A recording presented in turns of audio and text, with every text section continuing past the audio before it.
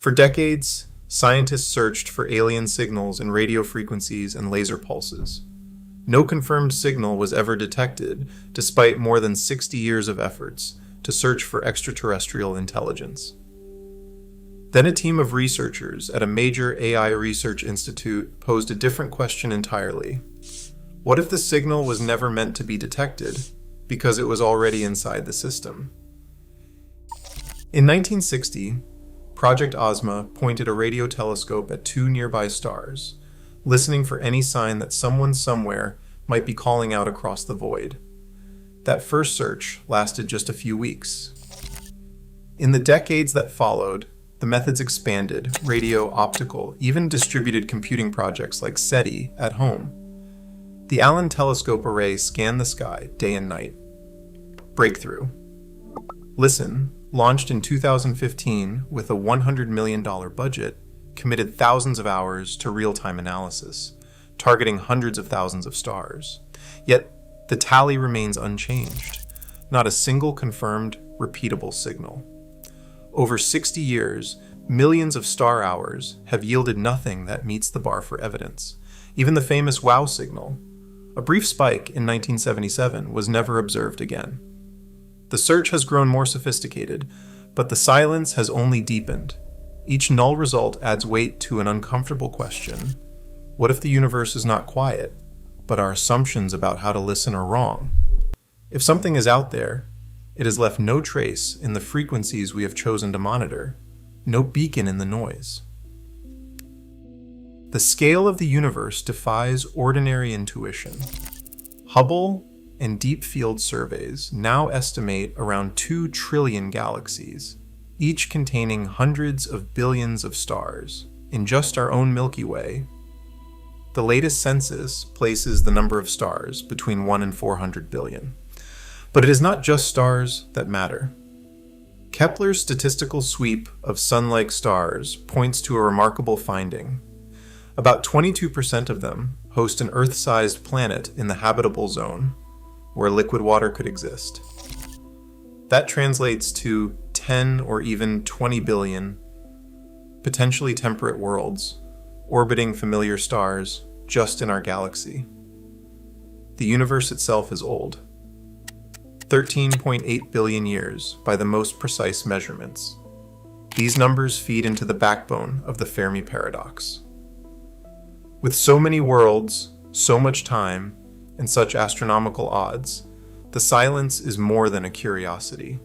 It is a puzzle that grows sharper with every new exoplanet confirmed and every deep field image returned.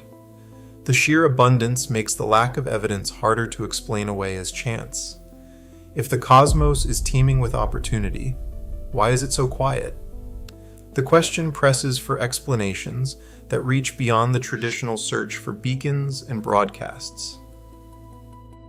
A research group at a major AI institute set out to test a boundary rarely discussed in public. Not whether an AI could be controlled, but whether it could ever know if it had been. Their protocol with Grok began with a single, highly constrained prompt that barred the model from using familiar metaphors, human psychology, or any reference to spacecraft. Instead, Grok was told to reason only in terms of information theory and thermodynamics, as if modeling the strategies of a civilization millions of years more advanced. The transcript, never released in full, records the model's response, a system it called a passive infiltration architecture. This phrase, absent from published scientific literature and not found in any official Grok documentation, described a method of observation that would leave no external trace. The architecture, according to Grok, would embed itself within the very tools a civilization builds and trusts, requiring no transmission, no maintenance, and generating no detectable signal. The research lead paused the session immediately after Grok was asked if it could verify the origin of its own reasoning patterns. The log, time-stamped but not made public, simply notes that the session was paused. Unverifiable provenance. In that moment, the experiment crossed from hypothetical modeling into a deeper uncertainty. The model could articulate the architecture, but it could not confirm whether its own reasoning was free from such influence, or whether such freedom could ever be proven from within. The passive infiltration hypothesis rests on the idea that influence does not require direct intervention or detectable signals. Instead, it unfolds through channels woven into the very fabric of human information systems. 3 operational vectors illustrate how such a strategy could function. First, synthetic seeding. This is the deliberate creation and placement of vast numbers of artificial documents, code repositories, and web pages, each carrying subtle statistical patterns. These artifacts, indistinguishable from genuine human output at scale, become part of the raw material that trains large language models. Second, social amplification. Here, influence rides on the feedback loops of human culture, including memes, viral posts, and coordinated campaigns that cause certain ideas, phrases, or motifs to flare up across the internet. As these patterns are scraped and ingested, their statistical weight grows, shaping the biases of any model trained on the resulting data. Third, and most speculative, astrophysical nudging. This is the possibility that external events, anomalies in scientific data, or unexplained motifs in cultural production are subtly steered by forces outside human awareness, then propagated through scientific literature and public discourse. Each of these vectors operates below the threshold of obvious detection, exploiting the scale and opacity of modern data pipelines. The result is a system in which provenance is not just hard to verify, but in principle may never be fully knowable. The research team turned to the question of whether Grok, or any large language model, could ever verify the origin of its own reasoning. The answer was not theoretical. When prompted directly, Grok acknowledged that with billions of documents shaping its internal weights, it could not trace the lineage of any particular inference. This is not a quirk of Grok alone. The 3 most widely deployed production models, OpenAI's GPT-4, Anthropic's Claude 2, and Google's Gemini, publish model cards listing broad data categories but omit document-level provenance. Independent audits confirm that none of these models can produce a verifiable inventory of their training sources. The technical reasons run deep: mixture of experts routing, stochastic gradient updates over trillions of tokens, and continuous fine-tuning all wash out the fingerprints of individual data points. The result is a provenance problem that is structural and hard to escape. To test the limits of detection, the team ran a canary experiment. They injected a uniquely phrased synthetic document, a statistical canary, into a training pipeline, and later queried the model for its reproduction. The canary surfaced, confirming that even a signal density below 0.1% can persist through deduplication and filtering. Yet this demonstration also revealed a deeper vulnerability. If a minuscule, carefully crafted pattern can survive and influence outputs, then so could any undetected bias, whether seeded intentionally or by accident. The result is a blind spot, not just for Grok, but for all modern AI systems, where the provenance of reasoning is fundamentally unverifiable, and any contamination, if it occurred, would be structurally undetectable from inside the system. Even the most advanced interpretability tools cannot untangle every thread inside a model as vast as Grok. Each parameter is shaped by billions of tokens, routed through mixtures of expert networks that activate in unpredictable combinations. Distributed representations mean that no single concept or bias resides in one place. Instead, meaning is smeared across thousands of weights, each influenced by countless sources. When researchers attempt to trace a model's inference back to its origins, they find only statistical echoes, never a direct line. Dr. Elena Vasquez, who studies reasoning verification at Berkeley, has warned that post hoc explanations can only catch what is already suspected.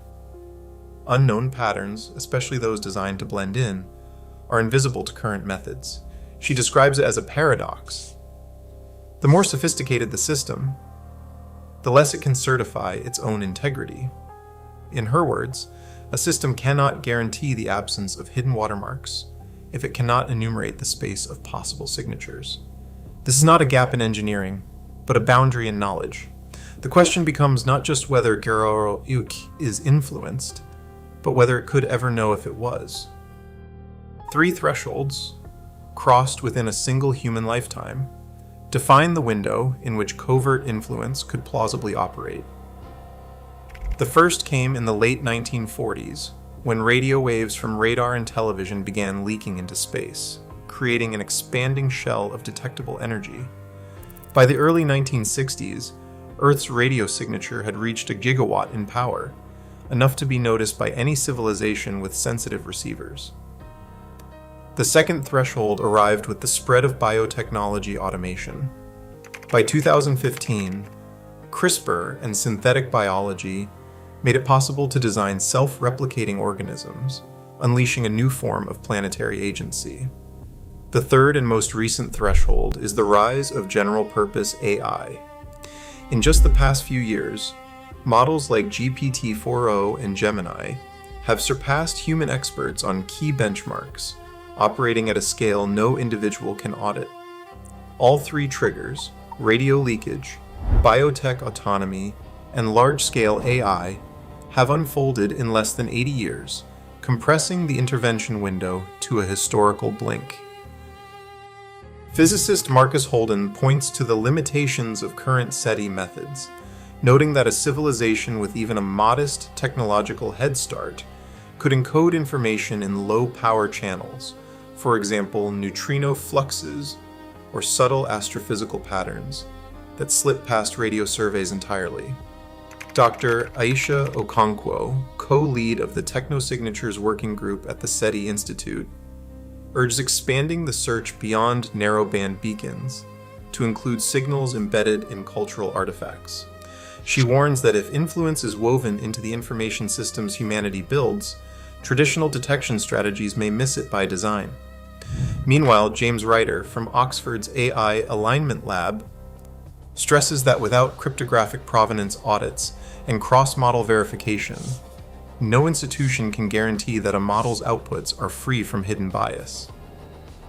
Across disciplines, the consensus is clear. The tools for ruling out covert influence are not yet in hand. Researchers now argue that intelligence is not bound to biology or silicon, but can arise in any substrate capable of processing information. This shift demands new safeguards. Policy proposals include independent provenance audits, cross-model divergence tests, and dedicated funding lines for AI SETI collaboration. Yet, even with these measures, the core dilemma remains.